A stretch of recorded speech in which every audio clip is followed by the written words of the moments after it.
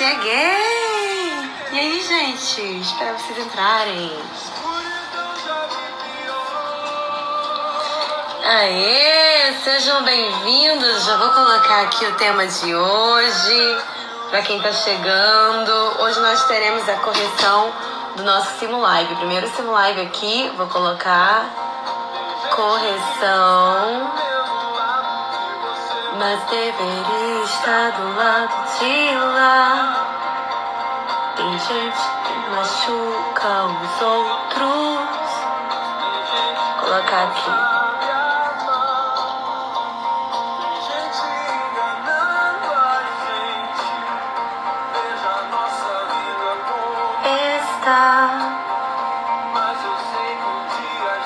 Aê, todo mundo aqui, gente, que legal. Achei que vocês não viriam. Vou me deixar aqui sozinha.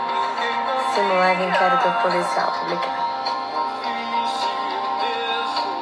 Quem acredita sempre alcança. Não sobe, pera. Fixar. Ei.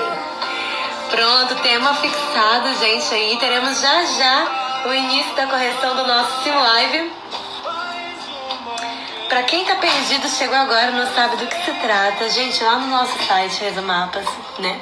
Eu falo nosso, né? Porque eu não faço nada sozinha, né? Sempre conto com a ajuda de pessoas. Então, lá no site resumapas.com.br eu disponibilizei ontem e todas as segundas-feiras eu farei esse procedimento. Disponibilizei um simulado com 15 itens para vocês analisarem sobre inquérito policial. E eu vou sempre tentar, 24 horas após a liberação do simulado, ou seja, terça-feira, trazer aqui um professor convidado, um professor super querido ou professora para comentar com a gente item por item e a chance da gente corrigir juntos. Após a live, eu estarei disponibilizando hoje ou amanhã no máximo o gabarito comentado também no site para vocês fazerem o download gratuito, tá? Obrigada por estarem aqui, tô bem feliz. De onde vocês falam?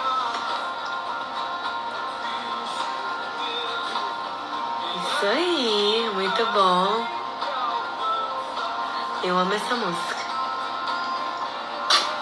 Deixa eu ver o que vocês estão falando.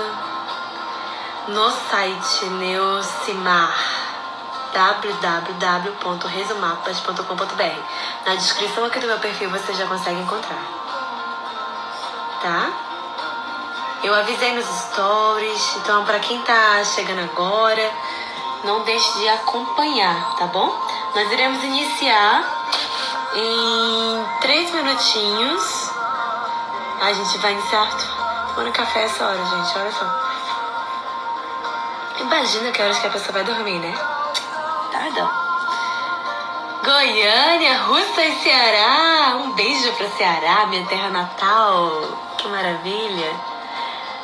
São Bernardo do Campo, São Paulo. A nota de corte foi alta, sim, foi. Faz parte, né? Temos que treinar. Tava até agora aqui falando com um de vocês que veio me falar, Luana, não te desanima ver a nota de corte alta, ver que tá cada vez mais difícil.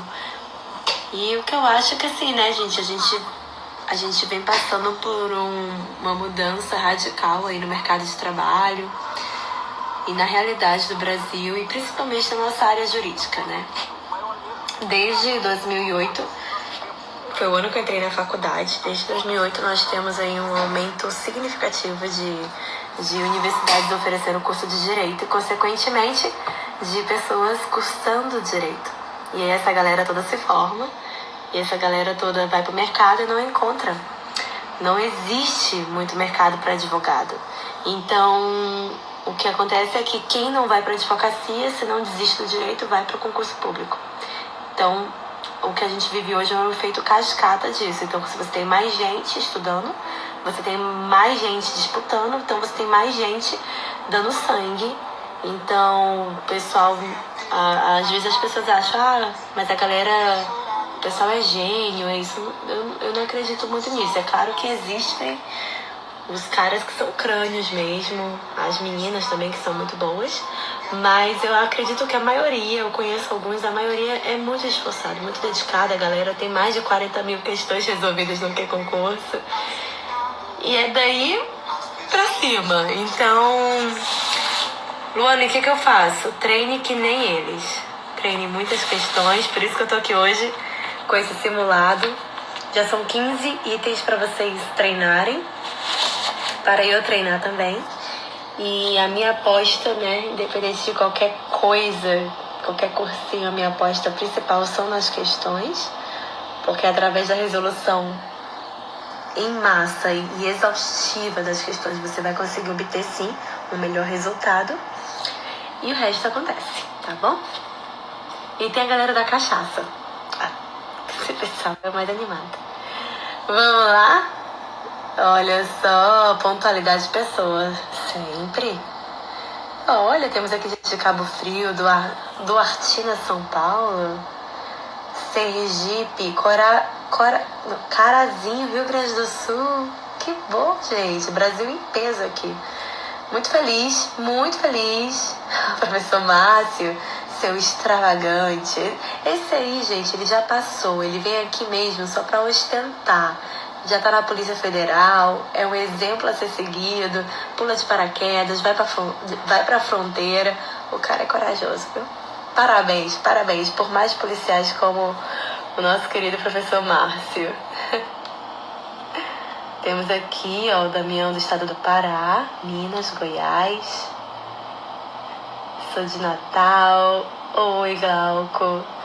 Maravilha. E vamos então anunciar aqui o nosso professor convidado, né? Porque eu sei que todos nós estamos aqui ansiosos para verificar como nós saímos do nosso simulado. Eu já sei como eu me saí, né, gente? Afinal, tive que fazer boa parte desse simulado. E o professor Gustavo Godoy, que é delegado no Mato Grosso, vai aqui comentar com a gente. Vou só pegar uma caneta. Vai comentar com a gente cada item e trazer as considerações que ele acha importante. Então aproveitem a oportunidade para sanar dúvidas, para aprender um pouquinho, e também no finalzinho ele vai resumir um pouquinho da história dele, que é super inspiradora, e eu acredito muito que são pessoas como o Gustavo que passam em concurso público, pessoas normais, apenas se dedicaram bastante, estudaram bastante, não desistiram, treinaram e não desistiram, principalmente não desistiram. Fica a dica. Vamos lá? Deixa eu ver. Hora de chamar aqui o nosso convidado. Deixa eu ver se ele já tá aqui. Peraí. Já tá aqui. Deixa eu colocar. Aguardando ele responder. Vai começar. Opa, já foi. Olá, boa noite. Boa noite, Gustavo. Tá me ouvindo? Tudo bom, Luana? Boa noite. Boa noite, meus queridos, minhas queridas. Tá bombando aí a live, tá cheia aí, bastante gente. Vamos. Que bom. Todo mundo ligado no Inquérito Policial. Então, aproveite. Fico muito feliz, aí muita Você gente domina, aí comparecendo. né? Com certeza. Que ótimo. Então, Gustavo, se apresenta rapidinho pro pessoal, pra quem não te conhece. Fica à vontade e depois a gente começa a correção. Fechado, vamos lá. Boa noite, para quem não me conhece, eu sou o Gustavo Godoy, sou delegado de polícia no Mato Grosso. Fui aprovado delegado de polícia no Maranhão, mas optei por seguir a carreira no Mato Grosso. Já fui reprovado em 15 concursos, sempre falo que eu já fui reprovado em 15 concursos, então... Viu, gente? Você que tá aí, poxa, não passei, tomei pau mais uma prova. Gente, uma hora vai. Eu sou a prova viva que uma hora vai. Fui reprovado 15 vezes, mas tanto reprovar, eu fui pegando as manhas aí, então não sou gênio, não sou superdotado, não sou crânio, só fui esforçado e não desanimei diante da adversidade. Então, eu acho que serve de exemplo aí para muita gente que pensa em desistir, que tá aí meio, acho que não vai dar, não passo para nada, vou desistir. Não desiste não, vai mais um pouquinho, persevera mais um pouco, que o que de você está guardado. Muito bom. Isso aí. E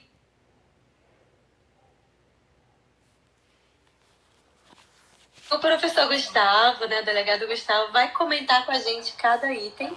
Ele já tem aí, já tá com tudo certinho, Gustavo, aí com você? Tá tudo pronto, vamos lá. Ótimo, então vamos lá. Gente, o tema inquérito é importante ressaltar aí que para quem estuda para carreira policial, para qualquer concurso, principalmente para quem estuda para carreira policial, é um dos temas mais importantes, né? O que mais cai em concurso, porque tem a ver com a carreira, né? Então, inquérito policial, prisão, provas, as medidas cautelares em geral, não despencam o concurso, não caem não, despencam.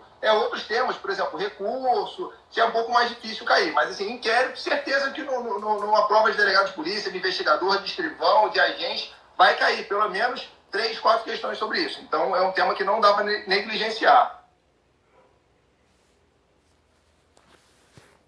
E as questões são muito bem elaboradas, tem muita coisa aí para a gente explorar, vai dar para a gente passar pelo tema todo e explorar bastante o tema, tá? Então acho que é legal a gente ir falando um pouquinho sobre cada questão, comentando, e sobrando tempo aí a gente fala alguma coisa, tira alguma dúvida, eu acho que a gente consegue distribuir bastante tempo assim, né? Ótimo, perfeito. Então vamos lá, como é que você vai fazer isso? A gente pode fazer uma leitura intercalada. Você começa lendo o item 1, comenta, eu leio o item 2 e você comenta. Que eu vou só lendo, né? Porque quem domina aqui é você. Não, então vamos combinar o seguinte, então. Você faz a leitura, você lê a questão e eu comento. Pode ser? Vamos lá? Perfeito. Então. Fechou. Perfeito, fechou. Gente, então vamos lá. Item 1. Para quem ainda não baixou, é só acessar o site resumapas.com.br, está lá. Mas para quem já está aí com o simulado em mãos, item 1.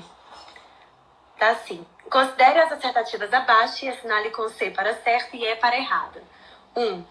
Um membro do parquet com atuação na área de investigação criminal pode avocar a presidência do inquérito policial em sede de controle difuso da atividade policial. Certo ou errado? E aí, o que você dá? E aí, pessoal? Certo ou errado? Vamos lá. Dole uma, dole duas, dole três. Seguinte, gente, a resposta está errada. Em primeiro lugar, vamos falar um pouquinho quem é o membro do parquet. Quando eu estava na faculdade, eu lembro que eu li aí e falava, caramba, quem é essa pessoa, né? Enfim, o membro do parquet é o promotor de justiça ou o procurador da República, no caso do MPF, né? É um membro do Ministério Público. Então, é chamado também de parquet. Então, por que está errado? Ele fala que o promotor de justiça poderia abocar. O que é abocar? É puxar para si a presidência do inquérito policial em sede de controle difuso da atividade policial. A gente sabe que, dentre outras atribuições do Ministério Público, uma das atribuições é o controle da atividade policial. E a gente tem o controle difuso e tem o controle concentrado. O controle difuso ele é exercido por qualquer promotor de justiça no exercício da sua atividade. E tem também o controle concentrado, que é feito por determinada promotoria, que cuida especificamente do controle externo da polícia. Então, nesse caso, a questão diz que ele pode abocar, que ele pode puxar para si a presidência do inquérito policial.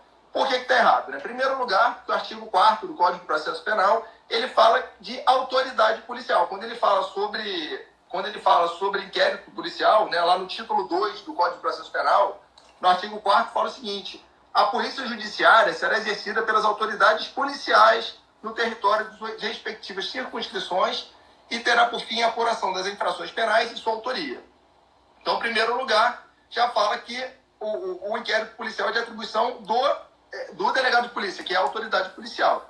E, além disso, a própria lei 12.830, que fala da investigação criminal por parte do delegado de polícia, fala lá no artigo 2º, parágrafo 6º. Eu vou ler aqui um pedacinho. O indiciamento, aí vamos frisar, privativo do delegado de polícia, dar-se-á por ato fundamentado, mediante análise técnico-jurídica do fato, que deverá indicar autoria, materialidade e circunstâncias. Então, a própria doutrina entende que se o delegado, o ato de indiciamento é privativo dele, a questão da presidência do inquérito policial também é de sua atribuição. Claro que tem outras formas de investigação, que não é o inquérito policial. Tem, por exemplo, o PIC, que é o procedimento de investigação criminal, que é exercido pelo Ministério Público, e por aí vai. Mas, nesse caso, o inquérito policial só pode ser feito pelo delegado de polícia. Então, a assertiva está errada, claramente errada. Legal aí para todo mundo? Vamos prosseguir, então. Todo mundo entendeu? Quem foi que acertou? Depois falem aqui. Tá? Pô, não vale mentir não, hein, gente? É verdade. Item 2, vamos lá, que o tempo corre, mas vai dar tempo. No inquérito policial, a autoridade policial assegurará o sigilo necessário à elucidação do fato ou exigido pelo interesse da sociedade. E, no procedimento investigatório criminal, os dados e peças, em regra, são públicos. Então, e aí, certo ou errado? Certo ou errado? Lá. Deixa eu ver como vocês respondam rápido. Agora vocês não respondem, a gente fica aqui esperando. Né? Então, como tá apertado, acho que eu vou ter que pular aí, né? Vamos seguir aí. Olha, teve um certo aí, certo. A maioria aí tá acertando. Então, a resposta tá certa, né? Via de regra, o inquérito policial, ele é sigiloso. Tá lá no artigo 20 do Código de Processo Penal. Vamos abrir aqui pra gente dar uma lida rápida aqui no artigo 20, né? Vamos lá, artigo 20. A autoridade assegurará no inquérito o sigilo necessário à elucidação do fato ou exigido pelo interesse da sociedade. Então, via de regra, o inquérito é sigiloso. Porém, o procedimento de investigação criminal, que é o chamado PIC, ele é público. Tem lá a resolução 181/2017, no artigo 15, né? Então, lá está previsto expressamente que esse PIC ele é público, ao contrário do inquérito policial. Legal? Bom para todo mundo? Alguma dúvida? Fechou, pessoal? Podemos seguir em frente? Easy! Very easy. Esse aí foi tranquilo. Isso aí foi bom, né? Tranquilo. Isso aí acho que foi quase unânime. Foi. 3. Vamos... Nas hipóteses de ação penal pública condicionada ou incondicionada, a autoridade policial deverá instaurar de ofício o inquérito, sem que seja necessária a provocação. E aí? Brasil? Ninguém se manifestou, vamos seguir então, tá né? Quieto, vai. Vamos ver se mais alguém fala aí, gente. Pelo amor de Deus, alguém diz aí. Olha, alguém já falou aí. Aqui que é errado. Opa. Só tem gênio, seguidores da Luana, tudo gênio. Todos muito em breve aprovados aí. Ó, unânime aí. Resposta errada, né? Por que tá errado? Primeiro a gente tem que dividir um pouquinho essa questão, né? Ele fala das hipóteses de ação penal pública condicionada ou incondicionada, a autoridade policial deverá instaurar de ofício o inquérito sem que seja necessária provocação.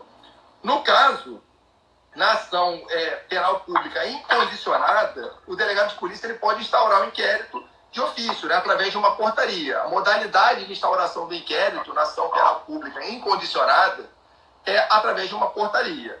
No entanto, quando essa ação penal ela é condicionada à representação do ofendido, essa representação ela é indispensável para poder instaurar um inquérito policial, né? Chamado aí de essa representação, a natureza jurídica dela é uma condição de procedibilidade. E até a doutrina chama essa representação, no caso, de uma delatio criminis postulatória. O nome que a doutrina dá é delatio criminis postulatória. Inclusive, até quando tem um auto de prisão em flagrante, quando é um crime de ação penal pública condicionada à representação, ainda que haja um auto de prisão em flagrante, ele seja conduzido pela polícia militar, seja levado a uma delegacia de polícia, o delegado de polícia só pode instaurar lavrar o auto de prisão em flagrante e, consequentemente, instaurar um inquérito se tiver essa representação. A doutrina entende que se a vítima, o ofendido, não puder comparecer à delegacia imediatamente, por exemplo, o ofendido foi hospitalizado, teve que ser levado ao hospital, né? O ofendido ou o seu representante tem 24 horas para oferecer essa representação para o delegado de polícia poder concluir todo o procedimento, lavrar o auto de prisão em flagrante e, consequentemente, instaurar o inquérito policial. Por que 24 horas? Né? Por que a doutrina entende que tem esse prazo de 24 horas? Porque é o prazo para emissão da nota de culpa, né? Lembrando que sempre tem um auto de prisão em flagrante, entre uma série de documentos que tem que ser providenciados pelo delegado de polícia, um desses documentos tem que ser entregue ao preso, é uma nota de culpa, dizendo o motivo da prisão dele, né, o nome dos condutores, quem foi que efetuou essa prisão, tudo isso tem que ser fornecido uma nota de culpa. Se não for entregue essa nota de culpa, é um caso de relaxamento de prisão, pode ser um caso de relaxamento de prisão. Tá? E no caso também, a questão nem fala, mas é bom a gente frisar também no caso da ação penal privada. Quando for um crime de ação penal privada, também é indispensável a manifestação do ofendido. Está lá no artigo 5º, parágrafo 5º do Código de Processo Penal. Então, falamos aí um pouquinho sobre cada tipo de ação penal pro inquérito policial. Legal? Bom para todo mundo? Todo mundo entendeu? Estamos na 3, agora vamos para 4, pessoal. Muito bom, muito bom. 4. O poder de polícia da Câmara dos Deputados e do Senado Federal em caso de crime cometido nas suas dependências compreende a prisão em flagrante do agente e a instauração do inquérito policial. Certo ou errado? E aí? E aí, pessoal? Isso aí, a resposta aí é jurisprudência ele já falou pura. Certo. Mais alguém aí quer dar um palpite? Vamos lá. Essa aí é jurisprudência pura, cara de prova do SESP cobrar. Jurisprudência, né? Súmula. Então, tô vendo aqui que quase todo mundo acertou, né? Realmente, a questão, o gabarito é certo. Por que certo? Tá lá na súmula 397 do Supremo Tribunal Federal, né? Do STF. Vou me permitir ler. O poder de polícia da Câmara dos Deputados do Senado Federal, em caso de crime cometido nas suas dependências, compreende, consoante o regimento, a prisão em flagrante do acusado e a realização do inquérito. Então, vamos supor um crime de dano cometido dentro das dependências do Congresso Nacional, ou da Câmara dos Deputados, ou do Senado Federal. Né?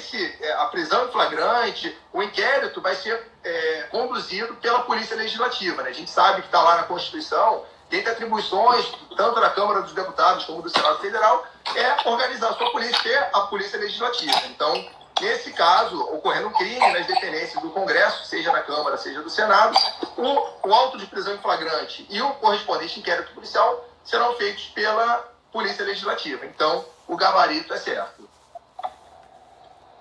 Foi, pessoal? Todo mundo legal aí para todo mundo? 397? Foi.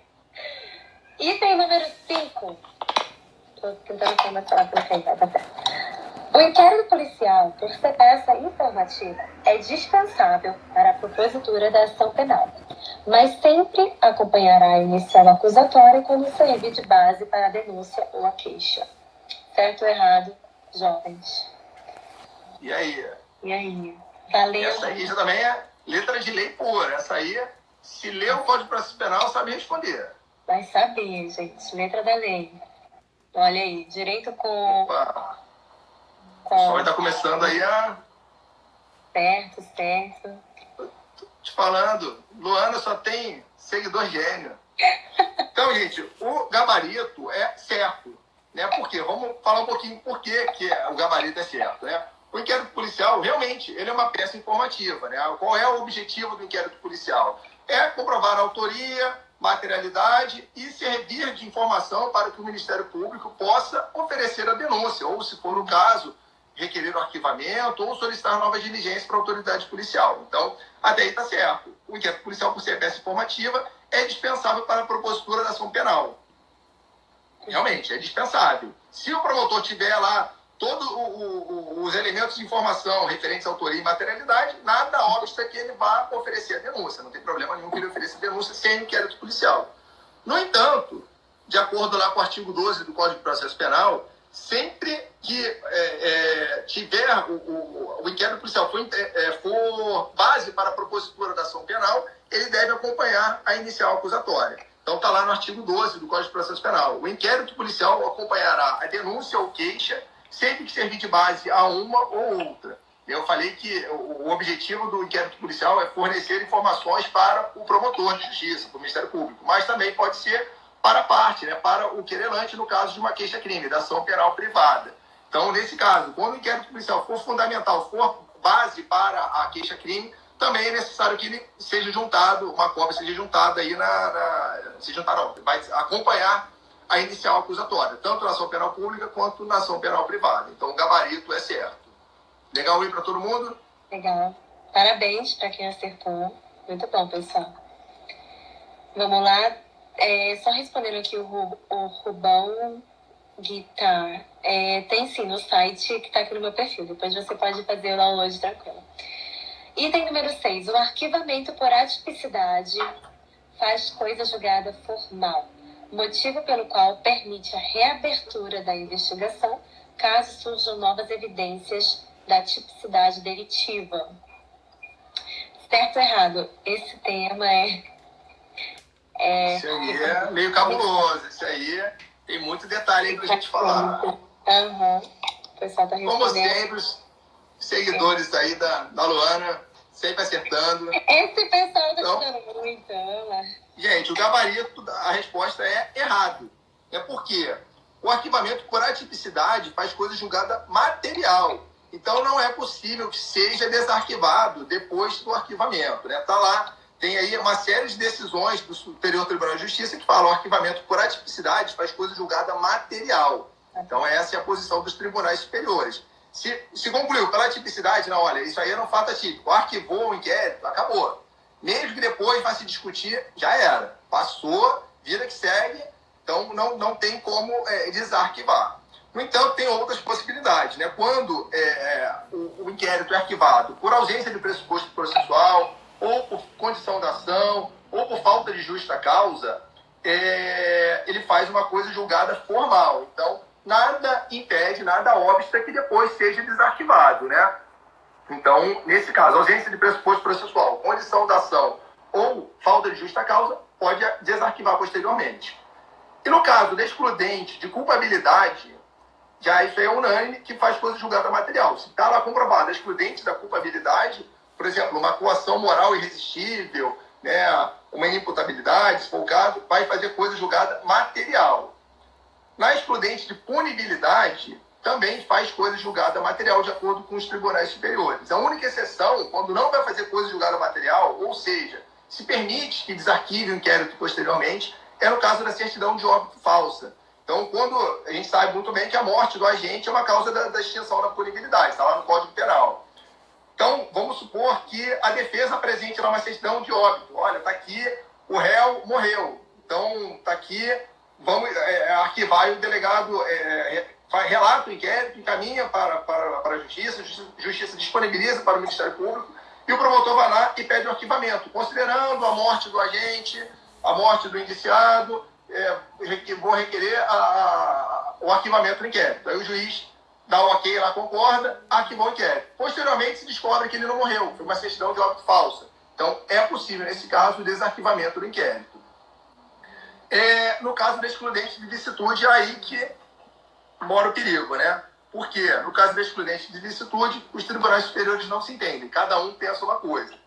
O STJ, o Superior Tribunal de Justiça, entende que faz coisa material, coisa julgada material. Então, quando tem uma excludente de licitude, se conclui, por exemplo, que o suspeito, que o investigado agiu em legítima defesa e o Ministério Público pediu arquivamento, vai fazer coisa julgada material, mesmo que se comprove depois que ele não estava em legítima defesa, que não foi bem isso, não é possível desarquivar o inquérito.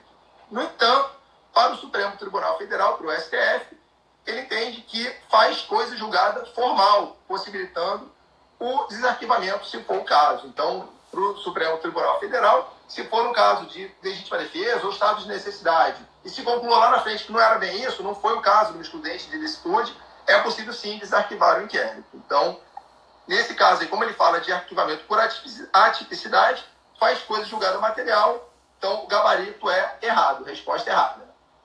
Maravilha. Anotem tudo isso aí que cai, viu? De verdade, cai muito. Ah, não, despenca. Vamos lá, gente? Estão gostando? Espero que vocês estejam gostando, tá? Item número 7.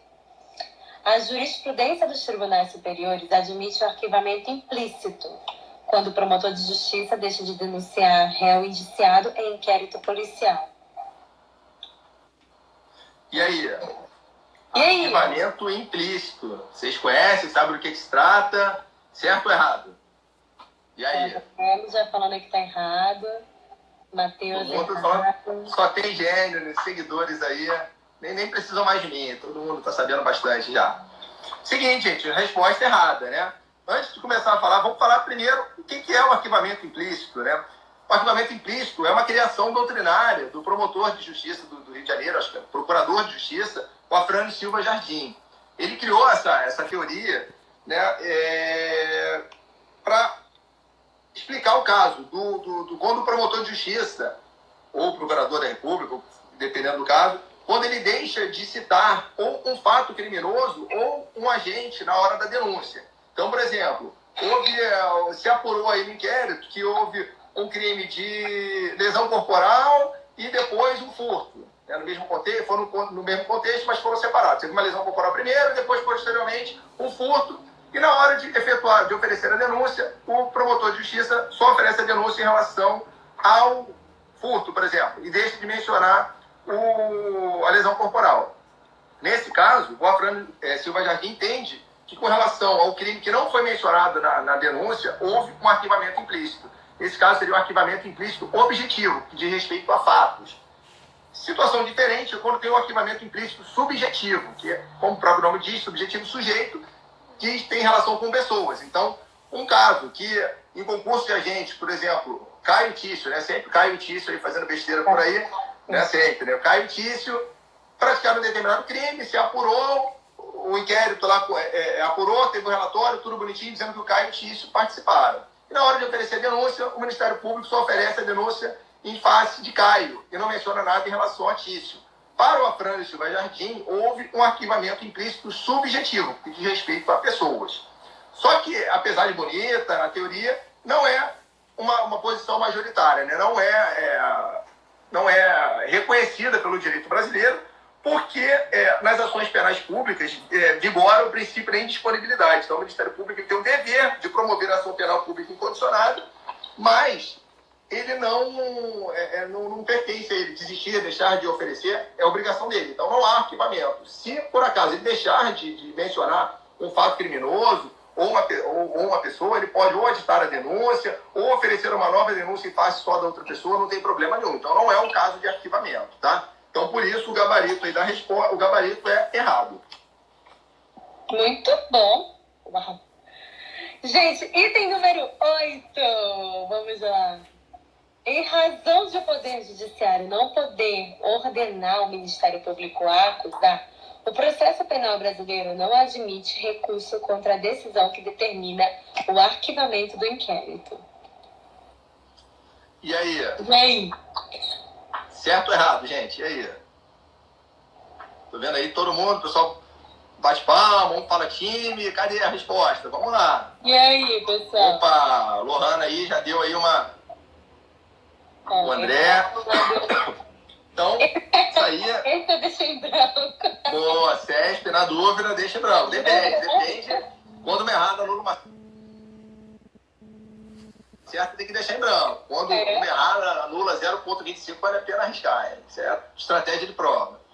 Então, gente, vamos lá. O gabarito é errado, né? Porque, em regra, não cabe o recurso da decisão que determina o arquivamento do inquérito. No entanto, há algumas exceções que é possível um recurso, que é cabível o recurso. Qual é a primeira exceção? São os crimes contra a economia popular ou contra a saúde popular. Está lá contra a saúde pública. Então, lá no artigo 7º da Lei 1521 de 1951. Gente, aí 70 anos tem uma lei ainda em vigor, que é um dos crimes contra a economia popular e contra a saúde pública. Então, está lá no artigo 7º que cabe um recurso de ofício no caso de arquivamento do inquérito policial. E aí, só que a doutrina entende, na sua grande maioria, que o recurso de ofício não é bem um recurso, é uma condição de eficácia objetiva da decisão. O recurso envolve voluntariedade. Então, para se recorrer, tem que ser um recurso voluntário. Como esse é um recurso de ofício, não é bem uma natureza jurídica de recurso. É uma condição de eficácia objetiva da decisão de arquivamento. As outras exceções na contravenção do jogo do bicho, está lá no artigo 6º, parágrafo único, da Lei 1508 de 51. Pois é, gente, mais uma lei aí de 1951. Então, a contravenção de jogo do bicho cabe recurso em sentido estrito, não rege, né? No caso de um arquivamento do inquérito policial, cabe o recurso em sentido estrito.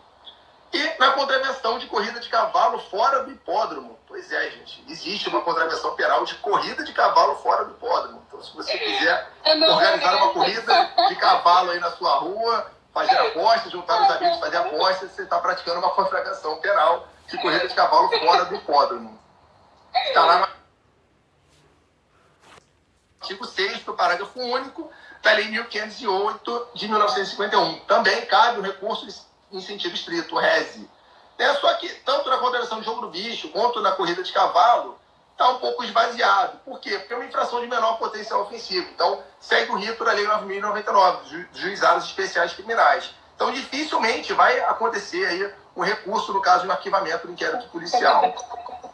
Pois é, racha de charrete. Já pensou? Racha de charrete. Se quiser organizar, não pode ter aposta. Você pode até fazer coisa, mas não pode apostar dinheiro, não. Hein? Então, fica a dica aí para vocês. Não sejam presos. Então, gabarito errado. Errado, isso aí. Item número 9, pessoal. O inquérito deverá terminar no prazo de 10 dias se o indiciado tiver sido preso em flagrante ou estiver preso preventivamente, contado o prazo nesta hipótese, a partir do dia em que o juiz o houver expedido a ordem de prisão, ou no prazo de 30 dias, quando estiver solto mediante fiança ou sem ela. Essa é cara. E aí? Essa aí também é cara de CESP, aquela casca de banana, aquela pegadinha aí pra te pegar no pulo mesmo. Essa aí... Então, tô vendo aí todo mundo botando errado e tal. Galera tirando onda aí, todo mundo especialista em inquérito policial. Fico muito feliz. Realmente, o gabarito é errado, né? A questão vem muito bem. O inquérito deverá terminar no prazo de 10 dias se o indiciado tiver sido preso em flagrante ou estiver preso preventivamente, contado o prazo nessa hipótese, a partir do dia que o juiz houver, aí começa o erro, expedida a ordem de prisão. Por quê? Né? O prazo de 10 dias começa a contar quando se executa a ordem de prisão. Imagina que o juiz decreta uma prisão preventiva e a pessoa fica aí 10 anos foragido, se evadindo aí da ação da justiça, e quando ele é preso, aí sim vai começar a contar os 10 dias. Né? Imagina, se a polícia não conseguiu prender em 10 dias, já era. Não tem como, né, gente? Então, tem que ficar esperto aí para poder pegar essa pegadinha. O expedido da ordem de prisão é onde o bicho pega. E concluindo aí, ou no prazo de 30 dias, quando estiver solto, mediante fiança ou sem ela, também está correto. O único erro da questão aí é o expedido da ordem de prisão. Então está lá no artigo 10 do Código de Processo Penal, que o inquérito deverá terminar no prazo de 10 dias, se o indiciado tiver sido preso em flagrante ou estiver preso preventivamente, contado o prazo, nesta hipótese, a partir do dia em que se executar a ordem de prisão, ou no prazo de 30 dias, quando estiver solto, mediante fiança ou sem ela. Então, já que a gente começou a falar, e como é que tá aí, Luana? A gente está com tempo aí? Temos que correr um pouquinho, né? Falar só um pouquinho dos outros prazos. A gente tem 20 minutos. Tem os prazos aí da Justiça Federal, né? O prazo da Justiça Federal. O indiciado preso é de 15 dias para concluir o inquérito, prorrogável por mais 15 dias. E, no caso do indiciado solto, são 30 dias, tá? No caso da lei de drogas, o prazo para o indiciado preso é de 30 dias, prorrogável por mais 30 dias, ou, no caso do indiciado solto, de 90 dias, prorrogáveis por mais 90 dias. Nos crimes contra a economia popular, estão lá na Lei 1521 de 51, que a gente falou um pouquinho antes, o prazo não importa, o indiciado preso ou solto sempre de 10 dias. Então, independentemente do indiciado estar preso ou solto, são 10 dias. E no caso da prisão temporária, qual é o prazo da prisão temporária? É de 5 dias mais 5 dias. Então, não faz muita diferença, porque ele fala que o inquérito tem que terminar em 10 dias. Então, se a prisão temporária é 5 dias prorrogável por mais 5, tranquilo, não dá problema. O bicho pega aí no caso da prisão temporária de crimes hediondos, porque o prazo da prisão temporária de crimes hediondos é de 30 dias, prorrogável por mais 30 dias. E aí, como é que faz? Quando a pessoa está presa temporariamente, né, por 30 dias mais 30, o inquérito policial tem até 60 dias. É o prazo da prisão temporária para poder oferecer aí, para poder concluir esse inquérito. Então, não tem um prazo extra de 30 dias, tem lá o prazo da prisão temporária, 30 dias, prorrogar por mais 30, e aí abre o prazo para 10 dias. Não, é 30 mais 30 e acabou, tem que concluir esse inquérito. Até porque se teve esse prazo todo aí, de 60 dias, e não se concluiu o inquérito, então tem que soltar o camarada, não tem jeito, tá? Então, gabarito é errado. Vamos lá, questão 10, vamos seguir adiante. Vamos lá. Item 10. O sigilo do inquérito pode, em qualquer situação, ser oposto ao advogado do indiciado. E aí, certo? Certo ou errado? E aí? Ninguém fala nada, eu vou falar porque está com o tempo apertado. Então, gabarito, errado. Tá, isso aí também é questãozinha clássica de SESP, porque envolve jurisprudência. Está lá na súmula vinculante número 14. Está escrito: é direito do defensor, no interesse do representado, ter acesso amplo aos elementos de prova que já documentados em procedimento investigatório realizado por órgão com competência de polícia judiciária, digam respeito ao exercício do direito de defesa. Então, no caso, né, é direito do defensor ter todo o acesso aí aos elementos que estão lá no inquérito policial. Então, a doutrina fala em segredos ou sigilo externo e interno. O sigilo externo é aquele que é a regra, né? Que, no geral, que o inquérito policial, como a gente já falou um pouquinho atrás, aí, ele é sigiloso, mas não se aplica esse sigilo ao advogado. Claro que quando tiver aí coisas confidenciais no inquérito, por exemplo, uma quebra de sigilo bancário, uma quebra de sigilo telefônico, que envolve a privacidade do investigado, não é qualquer advogado que pode ir lá. Não pode, de repente, a Luana, que é advogada, chegar lá na delegacia e falar: eu quero dar uma olhadinha no inquérito. Você até pode ver, mas certas coisas você não vai ter acesso. Então, para isso, para poder acessar determinadas peças, tem que ter uma procuração específica concedida aí pelo investigado. E, no caso, tem o segredo interno, que são as diligências ainda não realizadas ou que estão em andamento. Então, por exemplo, o delegado de polícia representa por uma interceptação telefônica, vamos supor. Enquanto não concluir essa interceptação, está lá na lei 92, 96, lá 15 dias, prorrogável por 15 dias e tal. Enquanto não concluir essa interceptação telefônica, o advogado, obviamente, ele não vai poder ter acesso, né? Senão não tem sentido, porque qual é o grande barato das provas cautelares, principalmente a interceptação telefônica? É a surpresa. Se o investigado sabe que ele está sendo interceptado, ele não vai falar nada, então vai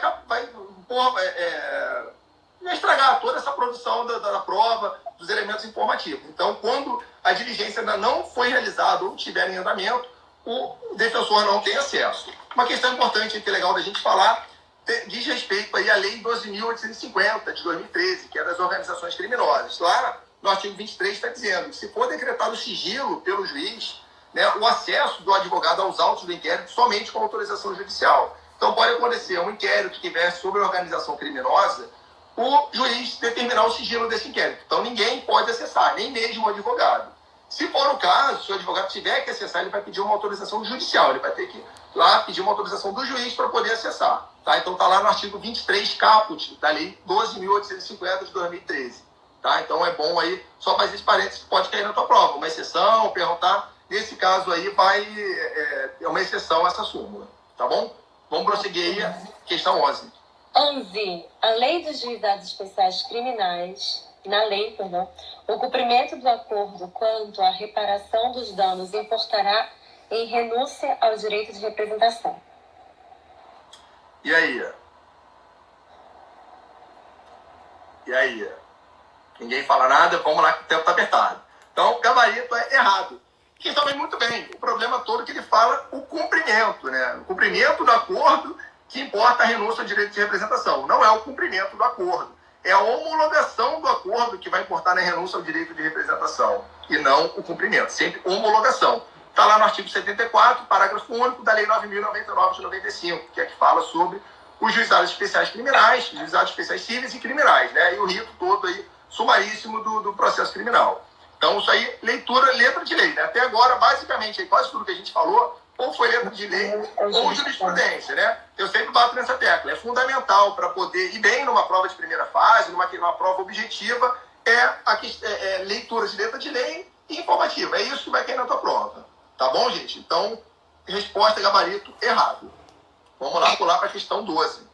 12. Ao dispor sobre a investigação criminal conduzida pelo delegado de polícia, a Lei nº 12.830 de 2013 determinou que o inquérito policial ou outro procedimento previsto em lei em curso somente poderá ser avocado ou redistribuído por superior hierárquico, mediante despacho fundamentado, por motivo de interesse público ou nas hipóteses de inobservância dos procedimentos previstos em regulamento de corporação que prejudique a eficácia da investigação. Certo ou errado? E aí? Letra da lei. Letra de lei também. Essa aí é mais uma prova aí que eu sempre falo, que é letra de lei. Para passar em concurso, tem que ler. Se você nunca leu o Código Penal de cabo a rabo, nunca leu a Lei 12.830, vai ficar difícil passar. Vai ter que contar com milagre. Depois não pode dizer, não sei o que aconteceu. Não adianta estudar. Avisando, né? Olha só, o Gustavo tá aqui agora. Boa. Né? Então, ele tá lá, o gabarito certo. Tá aí, letra de lei, artigo 2º, parágrafo 4º da Lei 12.830 de 2013. Vou ler aí rapidinho para mostrar para vocês que está escrito na lei. O inquérito policial ou outro procedimento previsto em lei em curso somente poderá ser avocado ou redistribuído por superior hierárquico mediante despacho fundamentado por motivos de interesse público ou nas hipóteses de inobservância dos procedimentos previstos em regulamento da corporação que prejudique a eficácia da investigação. Então, o inquérito policial, em regra, ele vai ficar com o delegado lá de polícia, vai ficar com o delegado. Só vai poder ser abocado pelo superior ou distribuído para outro delegado somente nesse caso. Ele tem que ter, primeiro, um despacho fundamentado, não basta só ter um motivo, tem que ter um despacho fundamentado do superior hierárquico. Então, a lei de organização da polícia de cada estado, ou no caso da Polícia Federal, vai estabelecer quem é que vai fazer, qual é a autoridade, quem é o superior hierárquico, se é o chefe de polícia, se é o Conselho Superior de Polícia, se é o delegado regional, cada um vai ter a sua disposição. No caso, aí, a lei deixa isso em aberto. Então, tem que ser despacho fundamentado por motivo de interesse público ou inobservância do procedimento. Então, se o delegado deixou de observar algum procedimento que está previsto no regulamento que prejudica a eficácia, aí sim é motivo para poder ou abocar ou redistribuir para outro delegado. Tá? Então, gabarito certo. Certo. 12, gabarito certo. Item número 13. O delegado de polícia que tomar conhecimento de crime de homicídio ocorrido em via pública deverá dirigir-se ao local dos fatos e, encontrando a arma utilizada no crime, só poderá apreendê-la mediante autorização judicial. Certo ou errado? Tá aí também, letra de lei aí, purinha. Não tem onde fugir, não precisa ler a doutrina, não precisa ler Renato Brasileiro, não precisa ler ninguém para poder acertar essa questão. É ler o Código de Processo Penal. Então a questão vem muito bem quase até o final, né? Ela vem realmente, que o delegado deverá dirigir-se ao local, encontrando a arma utilizada no crime, só poderá apreendê-la, aí finalzinho que estraga, mediante autorização judicial. Não é mediante autorização judicial. Está lá no artigo 6º do Código de Processo Penal. Logo que tiver conhecimento da prática da infração penal, a autoridade policial deverá, fica bem claro que deverá, a autoridade policial tem que ir ao local. Aí fala lá primeiro, no inciso primeiro, que é dirigir-se ao local, providenciando para que não se altere o estado de conservação das coisas até a chegada dos peritos criminais. Então, primeiro passo, o delegado de polícia tem que ir ao local, junto com a sua equipe, e providenciar ali que não se altere o estado. Tem que isolar o local, é igual o filme, coloca aquela faixinha lá amarela, ninguém entra, tem um perímetro interno, tem um perímetro externo, então tem que se certificar que ninguém vai entrar para mexer nas coisas, para a perícia poder trabalhar. Né? E no inciso segundo, que é o que importa para a resolução da nossa questão, é apreender os objetos que tiverem relação com o fato após liberados pelos peritos criminais. Então, acontece aí em local de crime, de repente o próprio policial militar que está ali no local já ajuda. Ah, doutor, trouxe aqui, ó, tá aqui a arma do fato aqui, eu achei aqui um cigarro, uma bituca de cigarro, tá tudo aqui. Então, não é isso. Tem que esperar primeiro a perícia liberar, o perito criminal liberar, para aí sim o delegado de polícia poder apreender todos os objetos. A arma do crime, se for o caso, as vestes, uma bituca de cigarro, somente que for liberado pelo perito criminal. E aí vai apreender o que for necessário para poder elucidar o caso. Vai servir aí como corpo de delito aí de determinados crimes, enfim. Então é necessário aí que seja liberado pelo perito criminal e não seja autorizado pelo juiz. Tem que ser liberado pelo perito criminal. Então, com isso, a resposta é errado, o gabarito é errado. Muito bom. Item 14. Nos crimes relacionados ao tráfico de drogas da Lei 11.343 de 2006, fixou-se o prazo de conclusão do inquérito em 30 dias para o réu preso e 60 dias para o réu solto, podendo haver duplicação pelo juiz mediante pedido justificado. E aí? Mais uma letra de lei pura para poder responder. Isso aí também cara de SESC, porque é letra de lei e te joga uma casca de banana ali no meio do caminho. Você está ali vendo e tal, você vai na empolgação e diz que está certo. Mas não, o gabarito errado. Qual é o único erro aí da questão? É no prazo para réu solto, que ele fala 60 dias para réu solto. Eu até me adiantei, falei um pouquinho. Aí, Luana aí já deu esse bizu aí. Já tá tudo aí, ó. Não tem... Quem acompanha aí, quem tá com o material da Luana, os resumapas aí, vai saber que no caso do réu preso, são 30 Juro que dias. não é propaganda, é pra ajudar mesmo. Aí, tá no blog de graça, tá de graça. Vocês podem Opa, melhor ainda, ó. Então, réu preso, 30 dias, réu solto, 90 dias. Sempre duplicáveis. Então, prorrogado por mais 30 ou por mais 90 dias. Eu até falei um pouquinho aí para trás, né? Tá lá no artigo 51 da Lei de Drogas, da Lei 11.343 de 2006. O inquérito policial será concluído no prazo de 30 dias se o indiciado estiver preso e de 90 dias quando solto. Então, gabarito errado. Maravilha! Último item. O inquérito policial não pode ser instaurado de ofício para apuração de crime de ação penal pública condicionada. Certo ou errado, jovens? E aí? Isso aí também a gente falou lá atrás, né? Se não me engano, a questão número 2, a gente até já adiantou aí a resposta, né? Gabarito certo, né? Tá lá no artigo 5º do Código de Processo Penal. Nos crimes de ação pública, o inquérito policial será iniciado. Tá lá. Aí tem parágrafo 4º. O inquérito nos crimes em que a ação penal depender de representação não poderá sem ela ser iniciado. Então, no caso, quando se depender de uma representação da vítima, tem que ter, é obrigatório essa representação para que o inquérito seja iniciado. Até mesmo, como eu falei atrás, o auto de prisão em flagrante, para poder possibilitar a prisão em flagrante do suspeito, do conduzido, tem que ter a representação, no máximo, no prazo de 24 horas, que é o prazo da emissão da nota de culpa. Legal, gente? Então, com isso, o gabarito certo. Finalizamos! Finalizamos, ó, ainda deu tempo, sobrou aí ainda 10 minutinhos. Maravilha! Legal! Gente, Legal. Vocês gostaram? Vocês gostaram? Quem gostou, sinaliza aí. Gustavo arrasou. Cadê corações, gente? Corações, por favor. Cadê corações aí? Momento blogueiro do Gustavo, né? Os corações, gente, os corações. Ah, por favor, agora sim, chuva de corações. É muito bom. Gente, como a gente tem tempinho aí, Lu, dá pra falar só 2 coisinhas aí sobre que eu anotei aí pra lembrar de falar com vocês, que é importante também, sempre cai as características do inquérito, né? Rapidinho aí, vamos só relembrar as características do inquérito. Primeira característica do inquérito, que ele é escrito. O inquérito sempre vai ser escrito. Até as coisas que forem produzidas de forma oral, tem que ser reduzidas a termo para constar no inquérito, tá?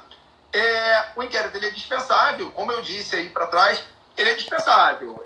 Se o Ministério Público ou se o querelante tiver os indícios aí de autoria, de materialidade, que forem suficientes para oferecer a inicial acusatória, esse inquérito é dispensável, tá? O inquérito é sigiloso, dia de regra, a gente já falou um pouquinho aí para trás sobre a questão do sigilo, o inquérito vai ser sigiloso, dia de regra. O inquérito vai ser inquisitorial, então não é essencial aí ampla defesa, contraditório, todas as características aí do sistema acusatório, no caso do inquérito. Opa, maravilha, tá aí, ó. Tem no Google. Inquisitivo, dispensável, muito bom, inquisitorial, né? Então, outra característica é aquele discricionário, né? Então, por exemplo, o artigo 6º fala o que o delegado de polícia deve fazer no caso do cometimento de um crime.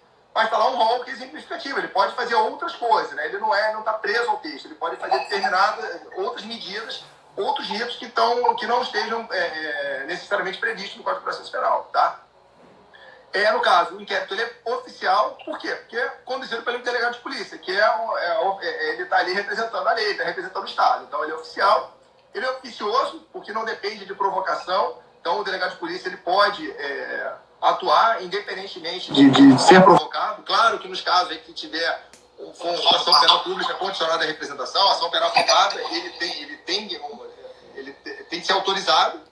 Ele é indisponível, né? Então, o delegado de polícia ele não pode requerer o arquivamento. Quem requer o arquivamento é o Ministério Público, e aí tem que ser homologado pelo juiz. E ele é temporário, tem um prazo para sua conclusão, que a gente já falou os prazos aí. Então, era só isso que eu queria lembrar aí das características do inquérito, também sempre cai muito em concurso, é sempre bom relembrar.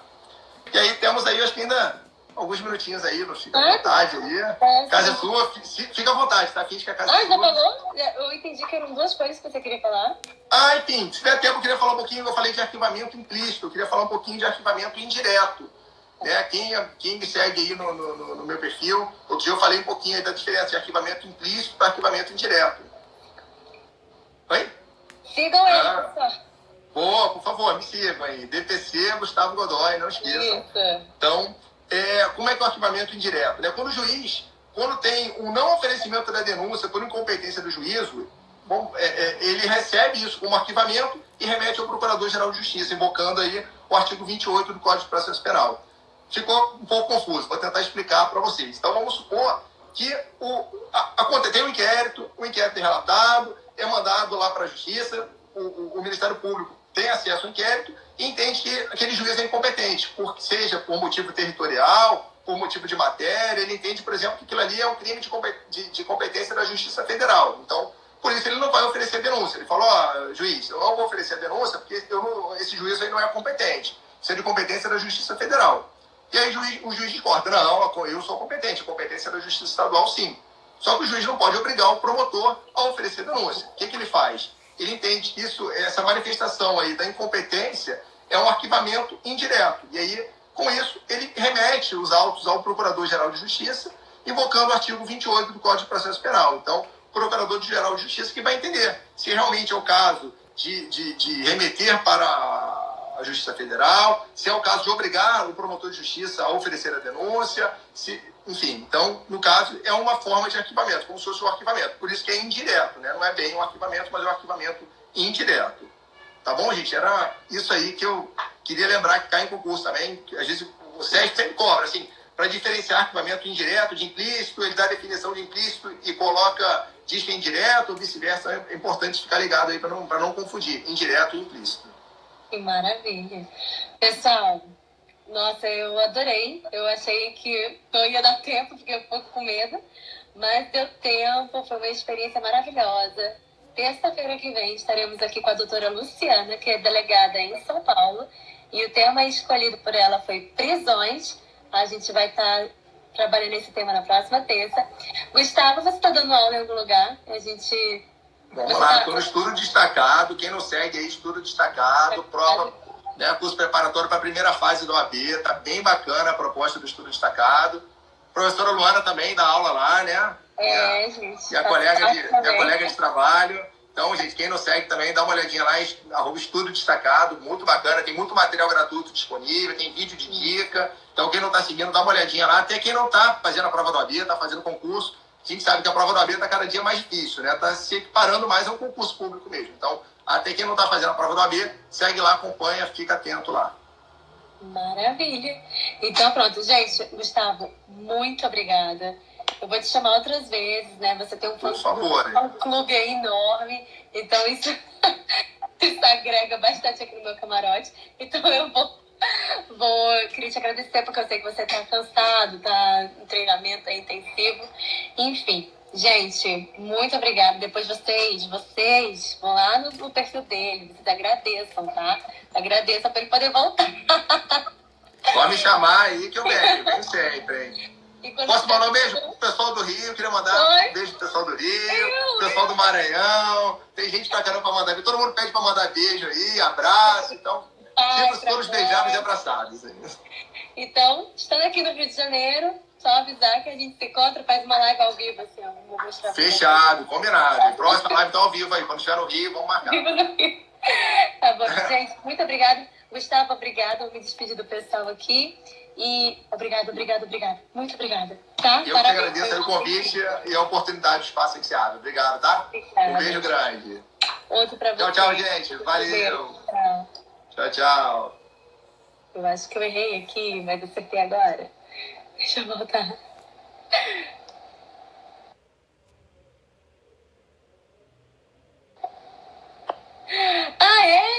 Voltei, gente. Agora tá travando tudo, né? Vocês começaram a bater o coração, travou tudo. Participem, vocês foram incríveis, tá? Obrigada mesmo. Entre hoje ou amanhã, eu estarei disponibilizando lá no site o gabarito comentado. Então, eu vou avisar aqui, tá? Direitinho a vocês. É só fazer o download, revisar, estudar. Vários comentários que o Gustavo assinalou aqui durante a correção estão lá no material comentado. E segunda-feira que vem eu vou estar liberando o simulado de prisões, sobre prisões, tá bom? Então, estarei liberando segunda, vocês terão até terça-feira de noite para responder. E terça-feira, nesse mesmo horário, eu estarei aqui com a doutora Luciana, que vocês também já conhecem, delegada de São Paulo, que vai estar aqui comentando com a gente sobre prisões. E na outra terça-feira, teremos aqui outro delegado para comentar com a gente questões de criminologia, tá? Esse mês, assim, eu vou ficar com matérias que são mais pertinentes a concursos policiais, embora sejam temas também cobrados em outros certames. Mas, mês que vem, eu já dou uma pulada para processo civil, para tutela coletiva, que eu tenho pessoas bem bacanas, professores incríveis, que vão somar e contribuir muito aqui com a gente, tá bom? Gente, eu espero que isso estimule vocês a resolver questões, a corrigir juntos, sabe? E que vocês não se sintam tão sozinhos. Estamos todos juntos aqui batalhando por isso. Eu aprendi várias coisas e eu espero que vocês também tenham aprendido bastante. Tá bom? Muito obrigada por estar aqui comigo. Fiquem com Deus. Um beijo no coração. Uma noite maravilhosa. Descansem, estudem, aproveitem e sejam muito felizes, tá bom? É isso que eu desejo sinceramente para vocês. Um beijo. Tchau, tchau. Até a próxima.